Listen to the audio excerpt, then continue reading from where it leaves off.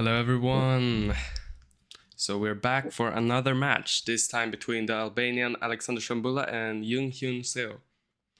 We're here with Axel Falco as our guest commentator. Hello Axel. Hello guys.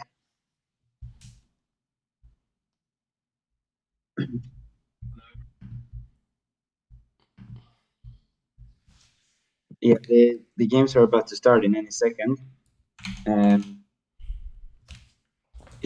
If I'm correct, which I should be. Yeah. All right. Yeah. So I'm just checking some things to make sure the stream's working. It's going a bit slow for some reason. So I can do the introductory talk. In the meantime, today we have another round of 16 matchup today in our beloved tournament, and it's between the Albanian group winner or group runner-up, I think. Yeah, runner-up, I think. Yeah, he was beat by Adrian Söderström in the last group stage match, but he performed exceptionally well in a very tough group, and now he's playing against fellow Swede, one of our club mates, JUNG and SEO. He's obviously a pretty strong player. You can never count him out, but I definitely have XHEMBULLA as my favorite for this round of 16. So as usual, we're playing in the format for any new listeners. We're not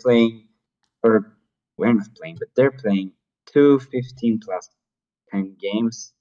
And if that's tied, then they will go into tie breaks afterwards. But let's first focus on the two rapid games that we will have on our hands. His account is the one the bird, right? The yellow bird. Yeah. The challenge. Yes. Great. Yeah, so that was John asking for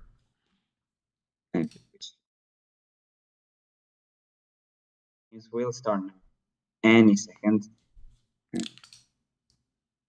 And I guess you're pulling it up for the viewers, right? Yeah, they've started now, I can see. All right, so let's go check out the game then. Oh, never mind, it was aborted. I'm not sure why. Oh. I guess they'll play again. Yeah, I hope so. I'm not sure why they did that. Yeah, that's really weird. All right, let's just go back. I wonder if they have any problem of sorts. Wait, wasn't it 15 plus 10? Yeah, 15 plus 10. Did you tell that so you to just Alexander? aborted, so I got confused. Oh, he's writing to me. Because I asked him for 15 plus 10, he aborted and asked for 3 minutes. So I don't... I just... I told him that it was 15. I'll just rematch John him aborted, actually. Oh, he will try to challenge him again simply.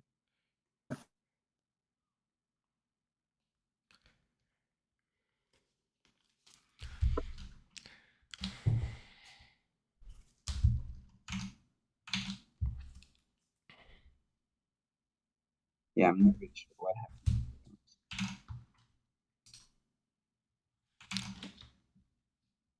Now maybe they started again. Yeah, now they've started. All right. Okay, so now it's John who's white. He's playing this. I suppose he's gonna play the Scotch. That's right. Yeah, so they started here, and I had this against John very, very recently, as you might be aware. He played this exact line again. Did you pull up the game, by the way, for the viewers? Yeah, I've pulled up the game. So c4, you play bishop a6, right? Just like XHEMBULLA. And I did play what did you play? Oh, it was queen e4 that he played against you, right? John played no queen e4 against me, indeed. But I doubt he will repeat that. Yeah, it was like this, right? Knight f6, then he went back, knight d5, queen e4, and then you went knight b4. And then it did end up being a draw, but let's see what happens in the game. Instead, he played this move 92, which I know is his. He has played this against me before as well. This is his main try in the Scotch. The queen e4 move was simply to surprise me last tournament, I think. But the 92 move is his main move. But the problem is that it doesn't really work. But knight b4 is not the way to go. As far as I know, I don't think it's bad, but it's maybe not the main line. I'm aware that Alexander has the Young Gustafsson course because he played it against me, and Young Gustafsson recommends to move pawn to g6, and it is a very good move, playing g6. And after knight f3, you go queen b4 check, and it's very, very unpleasant to deal with that check. White has to play the move king d1, and then black can drop the knight back to e7, and basically black is just better already. Knight b4 has been played. There's bishop g7 first, and then I don't even remember myself, but bishop g7 first, and then you go back to e7, right? No, because the knight is threatened. You have to drop it back. But you can't drop it back after king d1, right? Because then there's knight f6 stuff. No, but the knight is on f3, not on e4. Oh, you meant the knight f3 line. Okay, yeah. There's knight e4 as well. Right, yeah. So now knight e7. Yeah, this is the line. And they have something similar. Knight went to f3, c5, a3, knight c6. And you can see this typical maneuver that XHEMBULLA has played with getting the knight from d5 to c6. That's a very, very standard maneuver in these Scotch positions. Yeah, so now we will see how will John develop his f1 bishop. We'll go g3, bishop g2. Okay, so he castles long. This is interesting. I can't white here. Like, if you're not able to give white any concrete issues, like forcing him to play king d1 or something, black has a little bit of a better structure. You can see those double c-pawns. And in addition to this, the bishop on a6, if you could highlight that one, is a really rather passive piece, actually. Yeah, I mean, it's hitting the c4 pawn, but it's not really doing much because it's very well defended. Now, probably white's problem oftentimes in this in these Scotch types of positions is also kind of the strength. Is this e5 pawn? It can be a bit weak, but it's also very strong and restricts a lot of black's development. But right now, with a bishop on e7 instead of g7, it's very hard to target it. And also, while black has this open b file, there's not really that much possibility to use it, I guess. But I mean, if I were white here, I would definitely go for the move queen to e4, unless there's. I was thinking maybe against queen e4 you can kind of utilize this pin on the e5 pawn. Maybe you can play something like f5 or f6. I don't know, but you always have to look. Yeah, and I was thinking, for example, if f5, I can maybe bring the queen to d5. Yeah, exactly. Try to swap queens, and basically, if he's played the queen c2, that's the very weird move. Doesn't that just?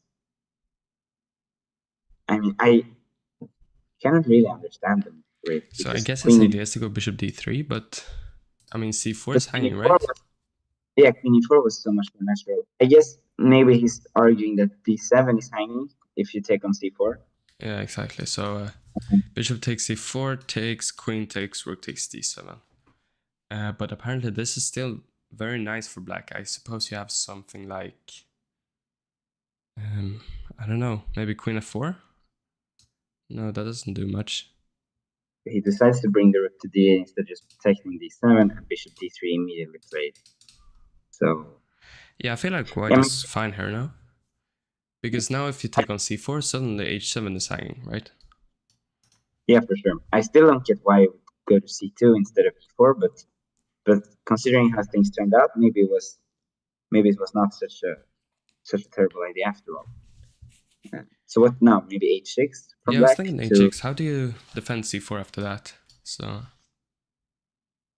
Well, you can always go for a move like pawn to b3, but I agree with you. It is a little bit ugly to be forced to make such a move. yeah.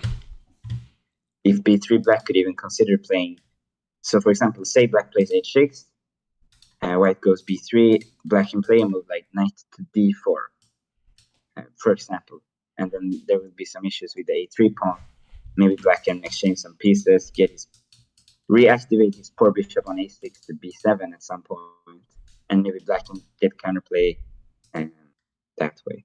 But I'm also a little bit surprised actually that XHEMBULLA brought the a rook to d8 on the last move, because it feels like the f rook could have gone to d8 in that case, and maybe you could have put the other rook on b8 to stay on that open b5 that you were talking about before.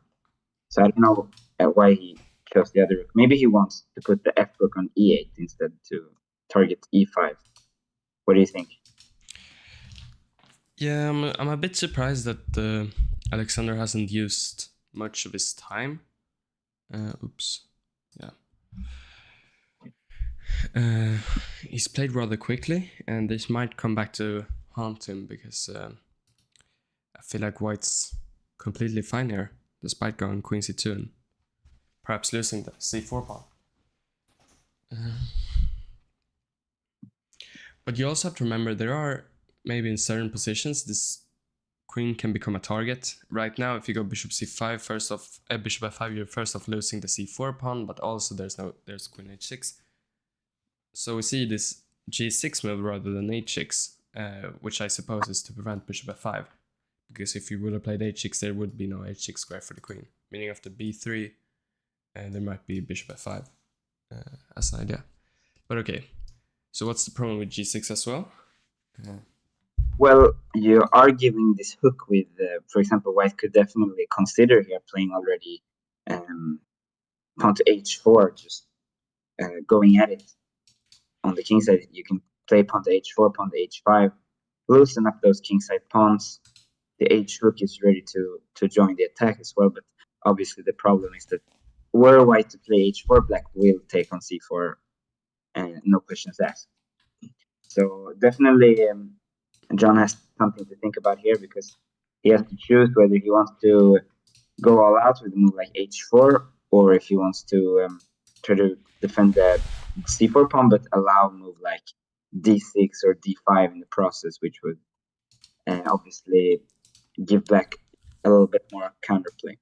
So he goes queen e2. This does defend the c4 pawn, but it also moves the queen once another time. But yeah. Yeah, exactly.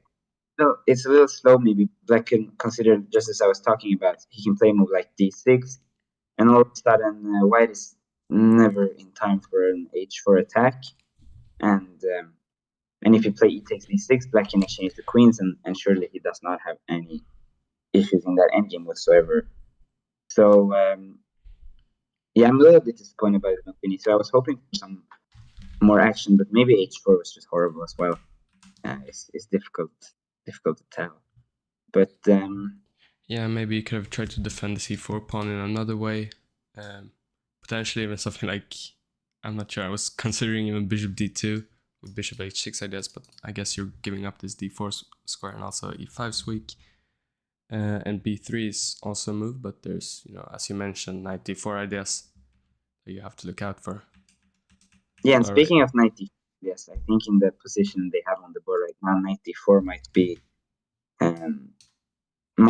quite annoying for black, because for white rather, because you can't really let that knight live. The knight is angling for the b3 square, but if you take the knight on d4, black can recapture pawn takes d4, which would have repaired the structure. But instead, XHEMBULLA has taken on e5, which surprises me, really. What do you think about that decision? Right. Yeah, I enjoy White's position here actually. Oh, he took with the bishop. I would have taken with the queen and gone for the endgame because of this poor pawn structure. But Yeah, I like taking. I know the evil bar is not really too excited about taking with the bishop, but even so, I think this one is practically still pretty decent for white actually, because you do have some attacking chances long term. The king is pretty weak because of the move g6 that was played earlier. You have ideas like queen to d2, queen to h6 perhaps, and the white king is in general pretty safe. Maybe black has some concrete reason or some concrete idea to make sure that the taking with the queen was better, but even so, I think the pressure is definitely on XHEMBULLA here to find a good antidote to this one, because things can quickly go wrong for black here. yeah, And I know this myself because I played these Scotch systems against John many times, and usually I prepare to some position where the computer says black is just clearly better, or at least equal maybe. But then I sit there and play it against him, and I have these horrendous pawns on the c file, and well, in this precise position, there's just not that much counterplay. Like maybe you have something according to the computer, but you gotta find it as well, and it's not always easy, you know. So definitely yeah, of ball course. in here to find something. Um, uh, okay, we also had a question if it's normal to play long castle in the Scotch, and I mean it's quite normal to not even play castle at all. But I know John has played long castle a couple of times, including against Hugo Wernberg in like what was it, the under 20 Swedish Championship a year ago. Yeah, I think long casting Scotch is basically very standard. I think it is one of the main plans for white. He puts, of course, the queen on e2 pretty early, which blocks in his f1 bishop. And if you choose to play this system, which John did with the knight on d2, quickly going to f3, and then developing the dogs for bishop to c3 quickly, it makes a lot of sense to just castle queenside, because obviously you cannot keep the king in the center for way too long, and you need a bunch of moves to get it to the king side. So I think it's pretty standard. Yeah. And And also with this queen on e6, it can become a target for the e1 rook. So if, as you mentioned, if white moves their queen once again, like queen d2, with ideas of queen h6, there are also some, bishop g7 ideas with a discovery attack on the queen. But I like this rook d7 move a bit, with the idea rook d8, trying to put pressure on this d3 bishop. And obviously the c4 pawn is a bit of a liability for white, because as soon as you move this d3 bishop, let's say to bishop c2, suddenly the c4 pawn is hanging, and that's a big issue. Same with if you move the queen to, let's say, e3 or d2, there might be some bishop takes c4 stuff in some position. yeah, exactly. But I do feel that rook d7 is, I mean, is definitely a game that's at a very interesting moment now, because I feel like neither player is truly better yet, but I definitely also think that like a couple of bad moves for black, and suddenly white will be winning. And the same can be said about if John were to play a couple of bad moves, then maybe black would be winning pretty soon. I think this is a pretty critical stage of the game. I think now is the time to really use your time wisely and play accurately, because this is not a straightforward position by any means, actually. Yeah. And obviously we've seen John move his queen to c2 once again, basically shuffling the queen back and forth here. It did leave this queen on e6 in the crosshairs of the e1 rook, which is why we see queen b6 now. moving away from the threat. And Axel, what do you think of this position? Well, it still, of course, remains interesting. I would maybe try and move like bishop to e4 if I were white, to try to get that bishop to d5, activate it a little bit, perhaps. Maybe exchange one pair of rooks. I do still think that the white position is pretty decent. However, after bishop e4, actually, maybe black can play. If you make that move, black can play rook takes d1, and after rook takes d1, queen e6 could maybe be an unfortunate double attack, actually. So maybe bishop e4 is not as great as I was thinking. So then perhaps we should come up with another plan. Obviously, he plays bishop to c3. So I suppose the idea is just to open up the e5 for the rook, but also maybe you can swing around with the queen somehow and try to utilize these weak dark squares. But we see bishop f6 just trying to neutralize that dark square bishop and kind of... Yeah, I think bishop c3 is simply not a great move. I don't really see the point to it. And I like bishop f6, like you said, it makes a lot of sense. White was trying to infiltrate with something like queen e2 to queen e5, and then you could use those dark squares so black could just exchange with bishops. And suddenly the white d3 bishop is pretty passive, but the one on a6 is ready to go back to b7, where it will have a rosy future, I think, for sure. Yeah, for sure. Now the question is, will John take on f6 or will he trade on his own terms with the bishop takes c3? So we see rook d2. I suppose he's trying to double up on the d file. Could also double up on the e file. Bishop g5? Is that not an issue? Oh, I didn't even see that. Oh, well, he missed it as well. I mean, maybe white gets some compensation because of the weak dark squares, but bishop d5 looked really strong. That's pretty nice pin there, but okay. And he has the chance yet again, actually. Yeah, now it has to be even stronger, right? Yeah, most likely. Because now bishop g5 also carries the mean threat of rook takes d3. Meaning that white will probably have to play like king b1 and then take back with the rook. But bishop g5, I think, just ends the game now. Really strange play from John here. This is not a move you should miss at all, actually. And he spent actually 53 seconds on the move rook d2, completely missing the bishop g5 idea.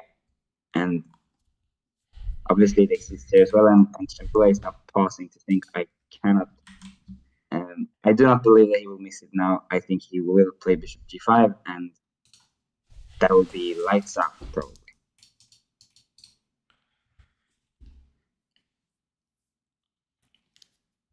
Yeah, I'm considering if there's any sort of trick, but I don't see anything.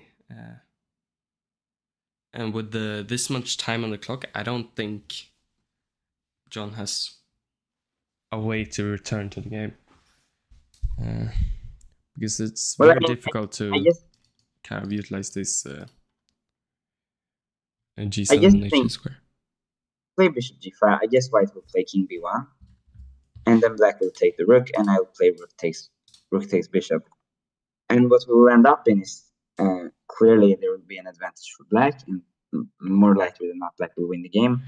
But I guess that John will try to use that bishop because that is a very strong c3 bishop. I mean, that is the one thing that's good for him. The bishop on c3 is really strong, and if black gets into some sort of time pressure, maybe you can get some compensation with that bishop. But if not, then I would be very concerned. Yeah, we see Alexander take one of the longest things so far, which is a bit surprising. I wonder if he's maybe suffering from some sort of tunnel vision and not seeing bishop g5, or if he's just considering it and wondering if there's any compensation for white. because it might seem a bit scary from the black side of things. He does Yeah, play. bishop g5. I think he was just probably considering whether white would have enough compensation with that strong bishop.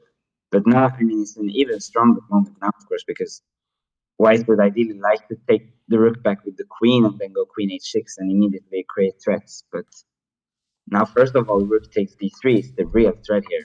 The real threat is not to take the rook, but the real threat is to take the bishop on d3, which is a really, really big threat. So, like a move like g3 here would be very misguided because the rook takes d3. So you probably have to go king b1. Although, I do not see any other options. And then if the bishop takes d2, you probably have to take it with the rook as well, because queen takes there's just the simple rook takes d3. So very unfortunate news here for John. And I guess he will spend some time here thinking, but king b1 will more likely than not be played.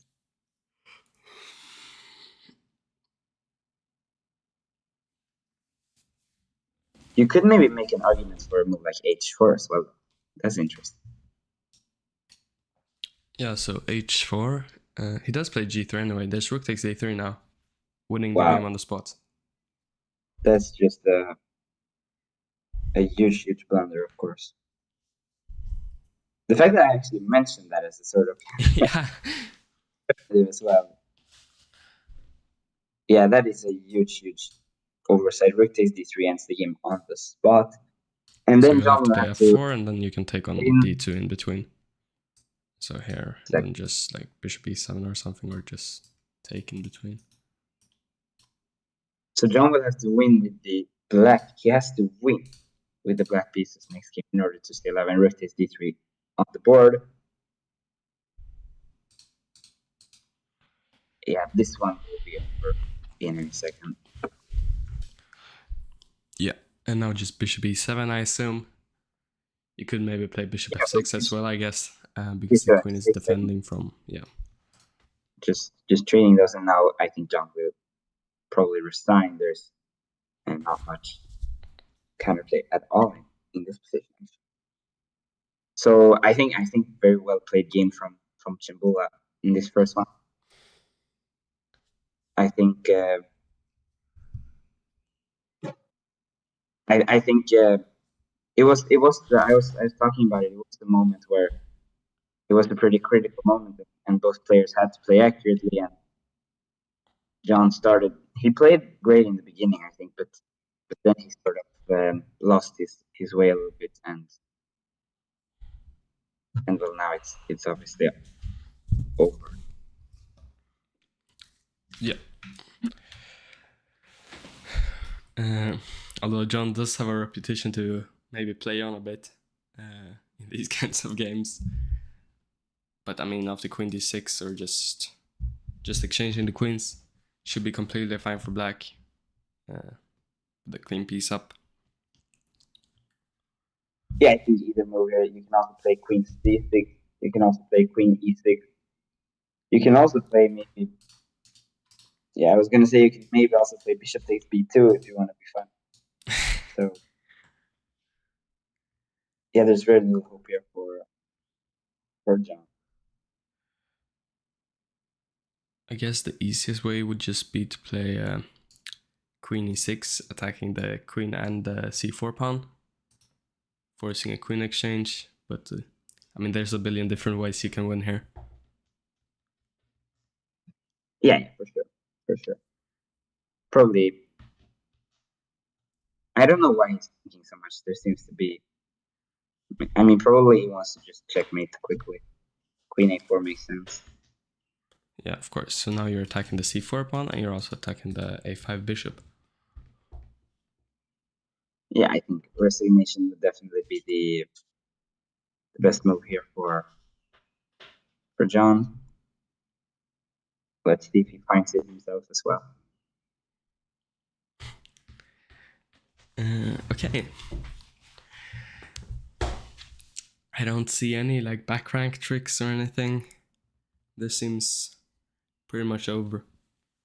Get bishop c3.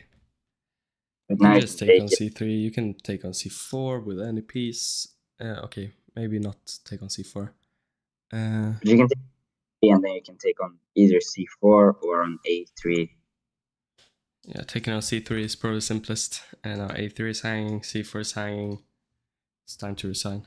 I think I mean, you'll I take would on probably a3. just take on a3 and then check and take the queen and take on c4. Like just queen a1, queen b2. Yeah, that's probably the easiest, and he will be a couple of pawns up. Yeah, so it's just over and turn is resigned. What do you think about this game? I think it was a very, very tight game, actually. Tighter than I was expecting. Yeah. But And now Alexander is white, and we'll see if John is able to win with the black pieces now. yeah, well, he has to, right? But because we have this main line, the Huracan with the H pushing up the board very, very quickly. Probably Yeah, I feel like I like this variation by white because it's very difficult for black to win in these kinds of positions. Like, you know, knight f6, long castle, bishop, what, d6 or e7, knight e4. He goes bishop e7, okay. So I think knight e4 is the main line, right? Knight f6, queen e2, queen d5. He had a game against me, actually. Queen d5, c4, queen e4. And then it's like an endgame where white is maybe slightly better, except you don't have to take on e4. You can play bishop e3. Yeah, but I do think that this is a pretty good choice from John because clearly there's some prospects here, I think, to fight for the win. Yeah, sure. I think this is the end of the theory line or something like that.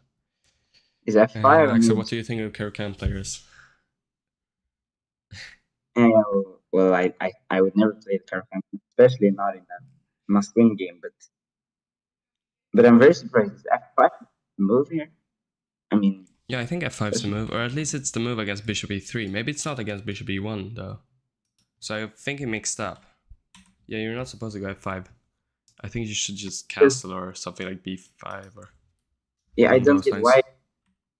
I don't get why you would just give up the whole square.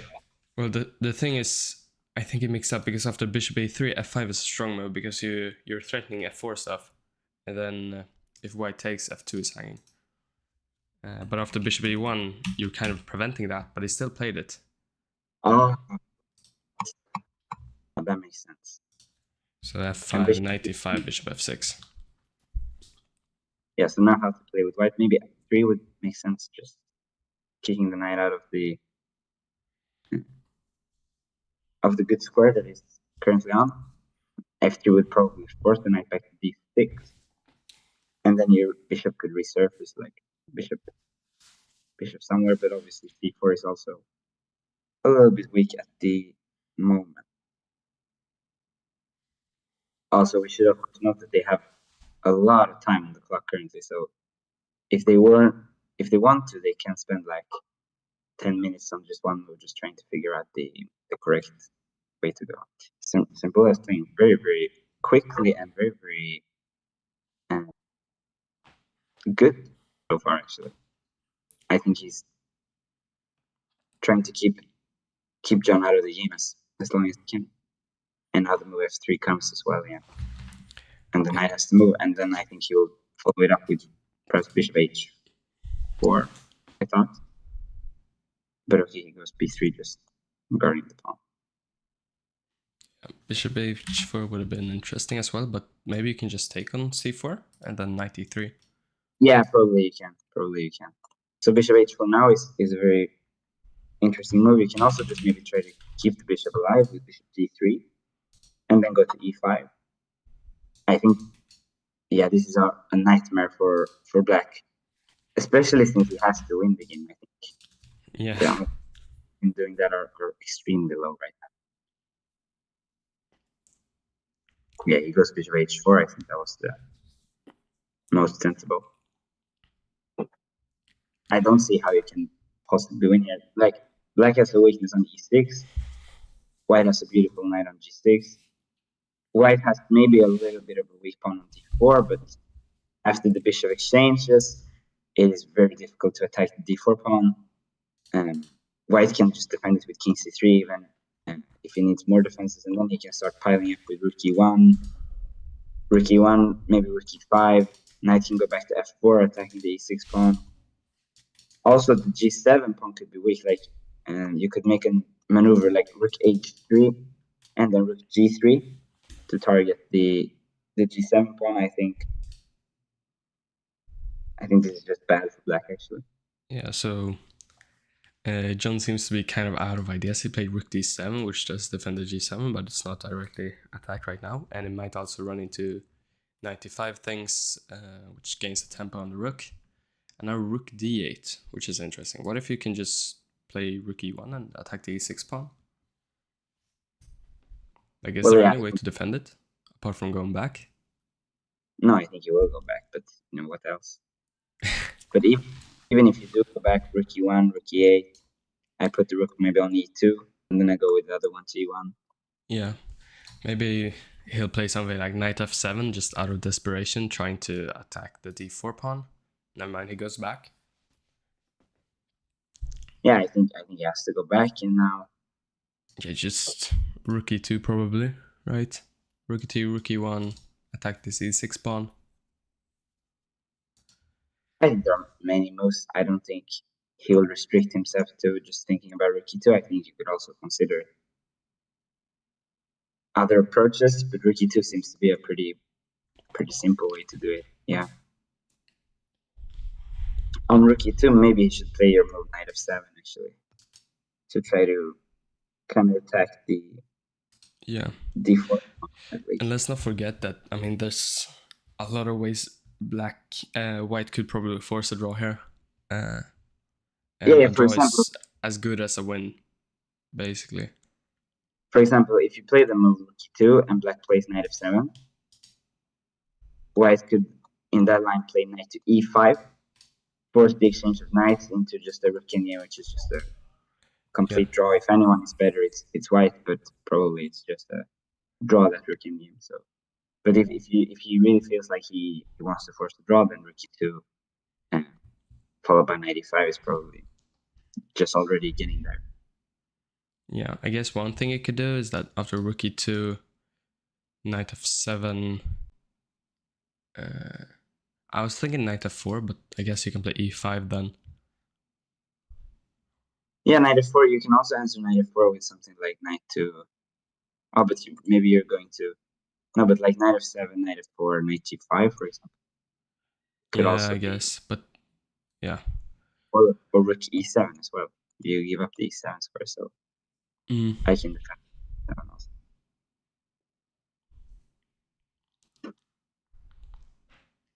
But yeah, you could also consider just giving up the d4 pawn with rook e1, and then after rook takes d4, rook takes e6, like. And then it also seems like a position white cannot lose, because you've got rook e7 in your toolbox, and yeah, it seems a bit depressing for black considering you have to win. Yeah, I think this is not at all what John wanted, and actually, I think black played more or less perfectly so far. I don't think he's made a single mistake, at least not according to the eval bar. I think he's just cruising here. And he played a similar plan as we were suggesting. He started with knight f4, forced the rook to e7, and then he now played the move rook e2, getting ready to play the other one.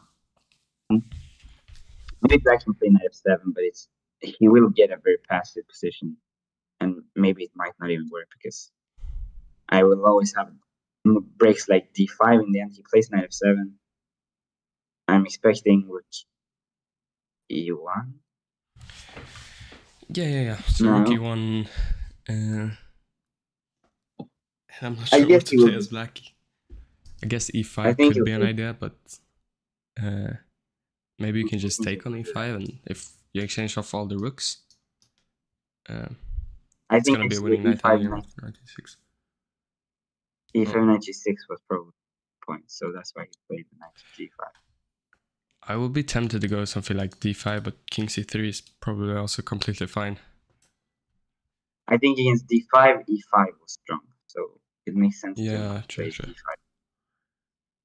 d5. But even that, yeah, even then, maybe you can play something like d6 and take on e5. Yeah, or just knight g6 and take on e5. That's oh yeah, true. That's easier. But yeah, I would probably consider if I was white, knight d3, and maybe just put the knight on f4 and c5 and play f4. But okay, he plays rook e3.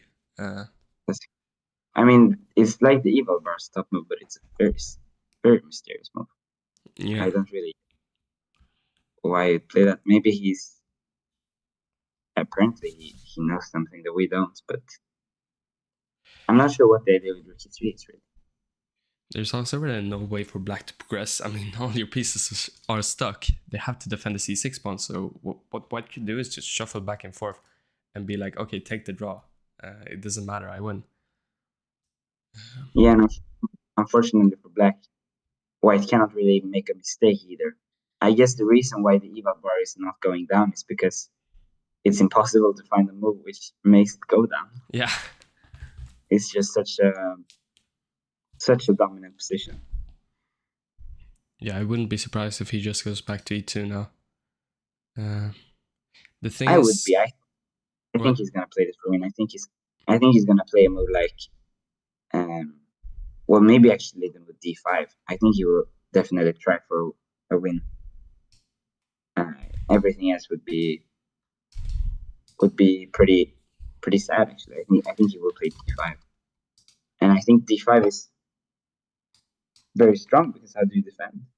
Yeah, obviously. So if you take on d5, there's knight takes d5, and it's a pin, but also a fork.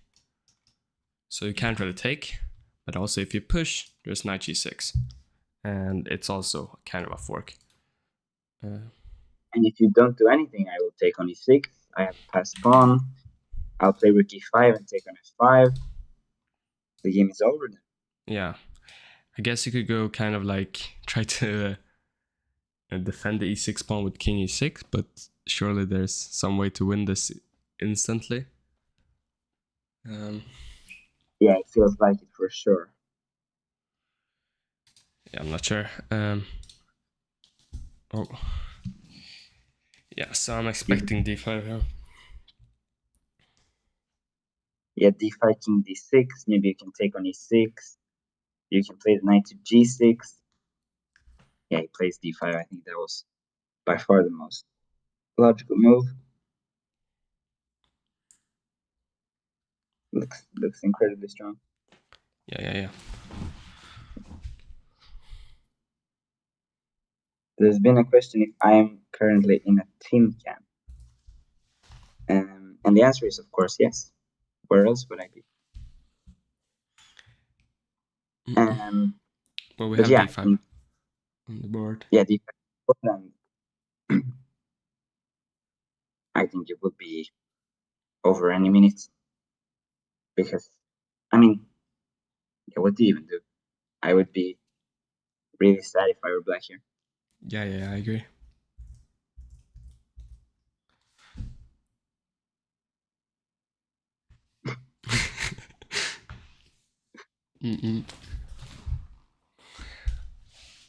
All right. I do agree that my match is atrocious. I didn't really have much choice.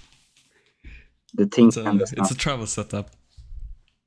Yeah, the tin can does not allow many options. Actually, it's a sad reality, unfortunately.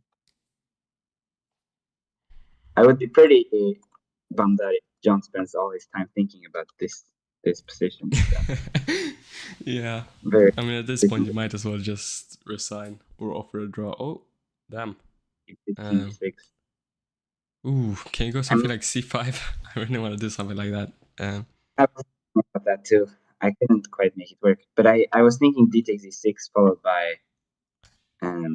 Yeah, I mean, if you take with a knight, I guess you can play c5. Oh no, you can't, but you can play knight g6, maybe. I don't know. I was considering knight g6. I think you have to play rook f7 then.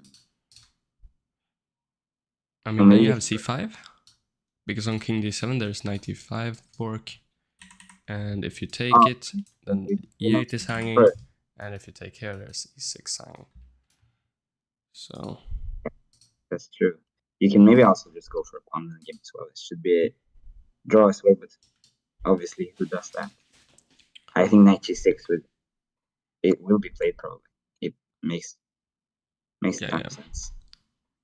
Obviously, you can probably just take on e6 and offer a draw, but why take the risk? I mean, you can just actually offer a draw, and I don't think he will play on. I think just a draw. Yeah. Because you can also just play like rook d1 and rook d3 and keep all the rooks on the board. Yeah. So we got rook d3, king c7 is forced. Will he go back to e3 now, or? Yeah. Yeah, that would be an interesting way to end. I doubt. Okay, he's just repeating. He knows that. Oh. And John.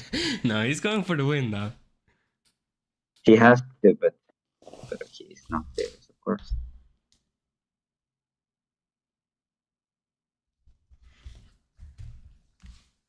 So such a beautiful message left by Olaf in the chat. I'm extremely happy to see those loving messages. It's what keeps me going. Yeah, okay, so there's quite a few ways to play here.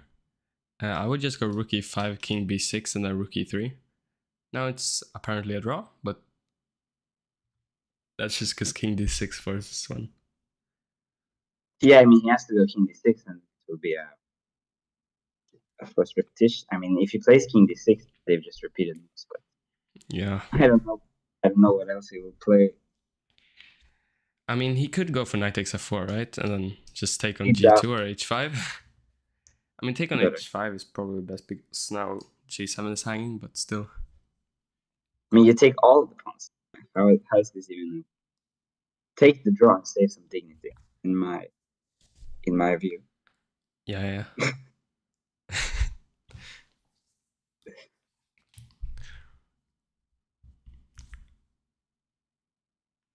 It seems like John is shaking his head. I'm not sure why, but it seems pretty over.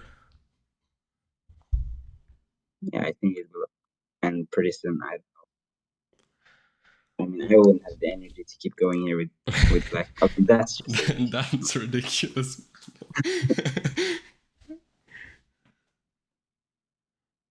Yeah, I agree. XHEMBULLA is definitely a very strong player. I think he's probably one of the favorites to win the whole tournament. In my view, I think it's also kind of a reference to his own game against XHEMBULLA, but I don't think XHEMBULLA wants us to talk about that. Okay, but in truth, I think he's one of the favorites. No, look, there might be some. I don't even know. Aaron Past maybe the GOAT. I don't know. We'll see about that. Considering his performance in this Serbia Chess Open, he could probably lose against anyone. Alright, so now it's over. Well played. Yeah, it's a resounding 2-0 victory for XHEMBULLA. Hopefully we'll have our unposted game pretty soon. I believe that he's the GOAT, and everything else would be incorrect. But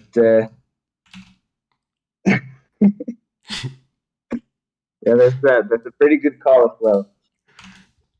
But yeah, I guess that's it for now, right? And I guess that's it for this match. And yeah, and I guess we'll see everyone